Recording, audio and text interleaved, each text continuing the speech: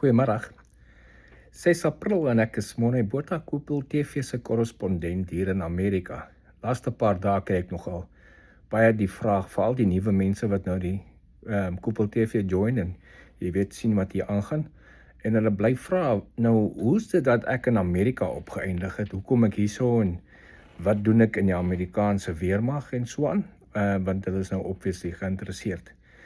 So, en ook hoe lank is ek hierso? So ek moet net 'n kort verduideliking maak wat ons daar op die Koepel TV se blad kan sit en mense kan daarna kyk kort as hulle wil.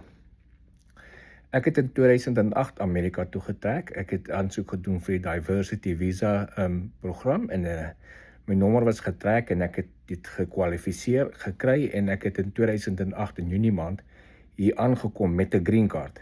So ek was 'n permanent resident van dag 1 af, ek en my vrou en my dogter.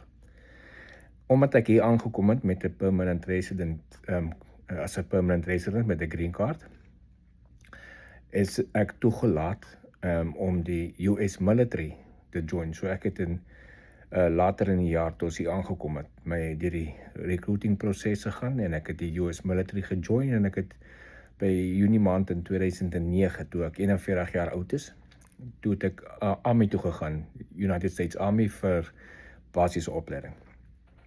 Daai tyd het die Army afgesny by 42. Jy kon aansluit by die Army tot 42.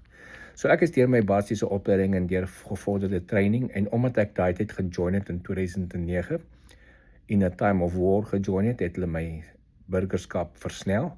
So ek het in Januarie 2010 het ek burgerskap gekry. Ek en my dogter.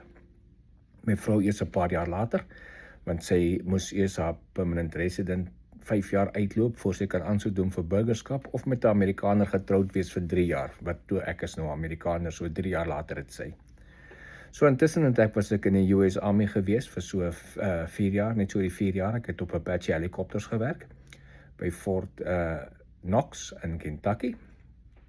Daarna is ek uit die Army uit medies ontslaan, honorable discharge, want ek was in 'n kar ongeluk gewees net voor ons deploy het Irak toe.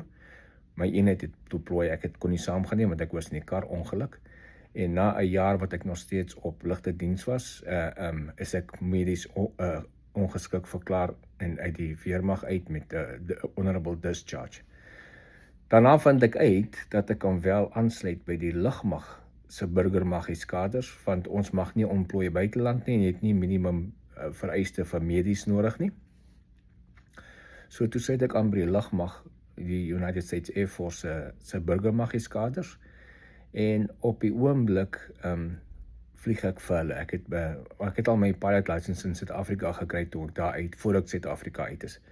So toe ek nou hier is, ek kon nie die weermag, ek wou die pilot kursus in die Army doen, ek wou gaan Apaches vlieg, maar kon nie gaan nie want ek was te oud om vliegskool toe te gaan. Al het jy 'n pilot license, moet jy nog steeds deur die militêre vliegskool gaan en hulle sny af op 35 en ek was 41 toe ek hier kom.